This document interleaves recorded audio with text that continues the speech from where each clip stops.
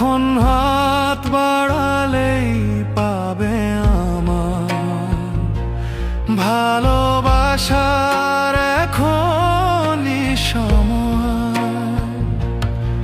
একদিন শুয়ে রব আধারে, চাইলেও সেদিন আমায় পাবে না।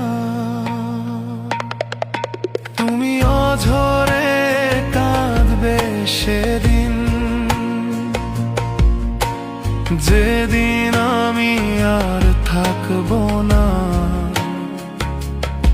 আজ তোমার পাশে আছি